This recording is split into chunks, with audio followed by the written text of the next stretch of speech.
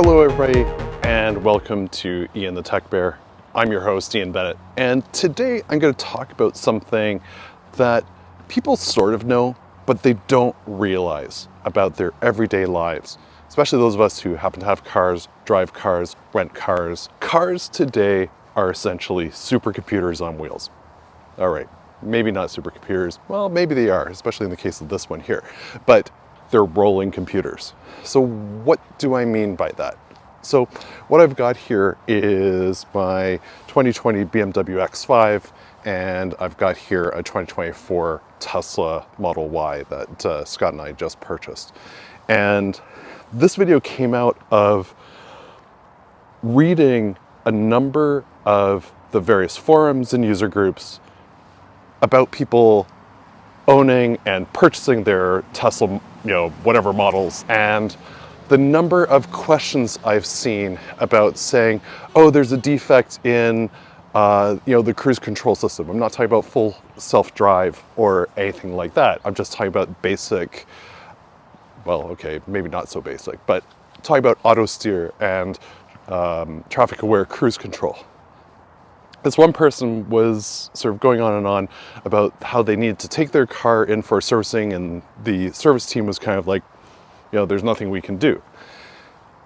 So all of that is controlled by software in both of these vehicles, and in economical vehicles, they're all controlled by software. Now, again, I'm going to say, what am I talking about?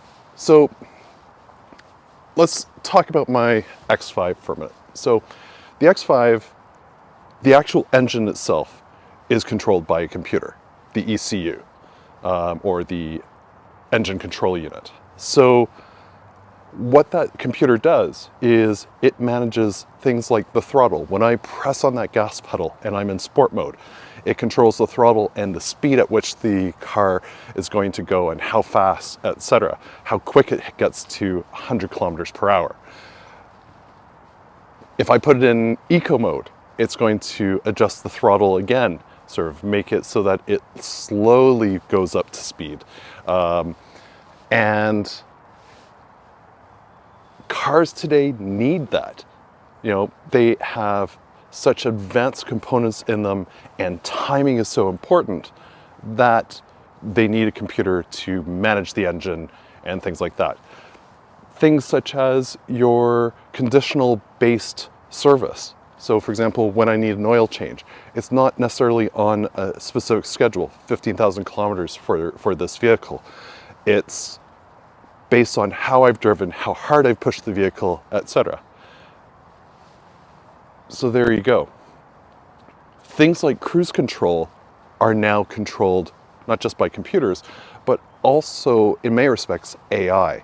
So both these vehicles use AI to look at the road, see where it should keep itself with the between the lanes. So essentially your lane departure systems, your lane keep functionality, etc.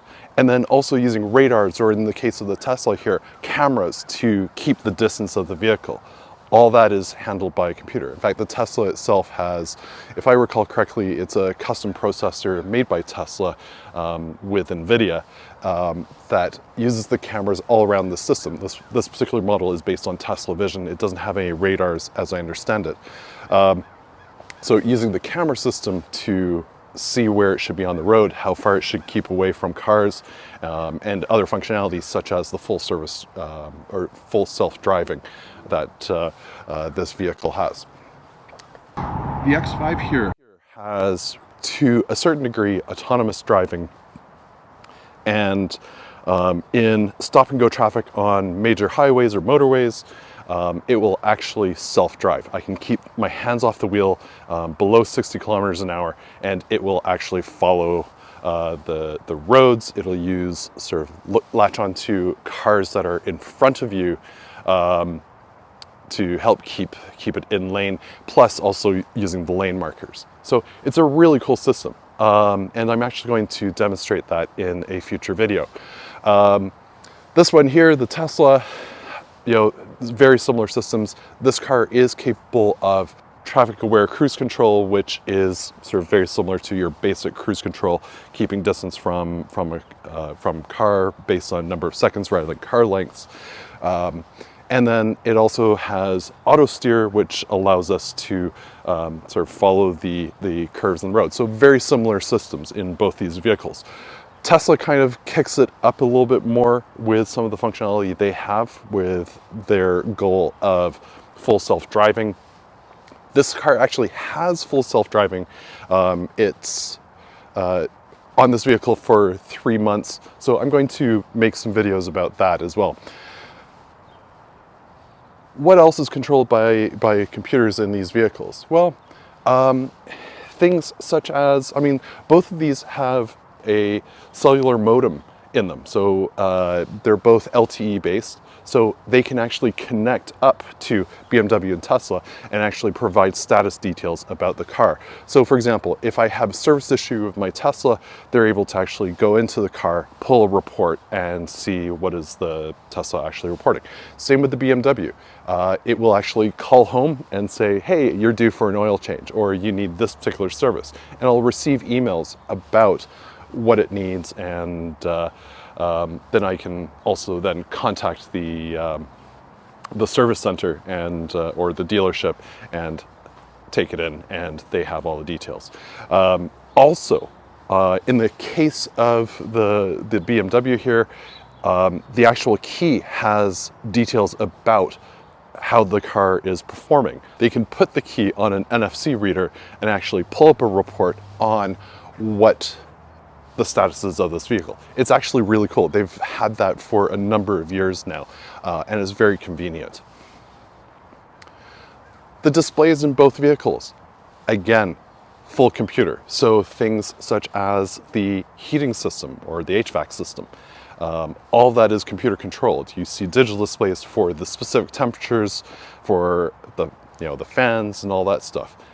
Voice commands. So each of these cars both have really good voice assistants, and you could actually do things like turn on the seat heaters, turn on the passenger heat seater, set the temperature. So all of it is computer controlled. Now the head unit and the ECU, so the engine control unit and the head unit, which is what controls sort of your navigation and entertainment system and stuff like that, is a separate computer.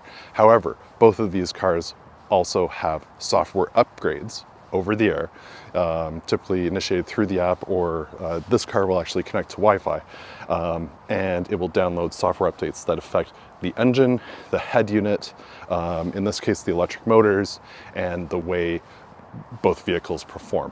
And I've had that for a number of years. Even my previous Mini, it didn't have necessarily software updates over the air, but I could take it into the for its regular maintenance, and they would run software updates for the engine control unit and things like that. And I would actually feel differences in how the vehicle would drive with the various software updates. Is it scary? No, I'm pretty confident on the level of testing both these companies do on their software, and the challenges that both companies are have around software, especially Tesla. They're trying to push the envelope, and I think they actually do a fairly good job, despite some of the quality issues and challenges that people have. Again, people don't realize that these cars are based on software, and very software controlled. So what you think may be, is an actual issue with the car, a physical issue, a part needs to be replaced, etc., may not actually be that. And that's some of the challenges that people have with their vehicles and not understanding how these vehicles work today.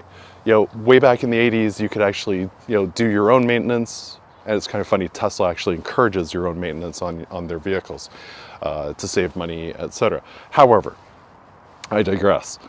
Back in the 80s, 70s, and earlier, you could do your own maintenance. You could do your own oil changes and things like that, which you can certainly do on, the X5 as well. People do certainly sometimes feel that because of software, you are tied down to a particular company, dealer, to maintain your vehicle. And you know, I do sometimes feel like that. I know certainly with the Tesla that will be the experience, because they are a tech company first. They're not necessarily a car company. They are a car company, but they are first and foremost a tech company. BMW is most definitely a car company, but they also want people to make sure, especially within the warranty periods, are getting the best experience, and they are the best people that know their vehicles, etc. So that's my introduction to cars today. Even, you know, my neighbor has a Toyota Matrix, and even that has a computer to control the, you know, variable valve timing. I'm assuming it has a VVTi type engine in it, or a newer variant. Even you know what, I am absolutely sure my old Toyota Echo, my first car, actually had a computer inside to control the timing of the pistons and the engine and all that. So there you go. That's my little introduction to cars and computers.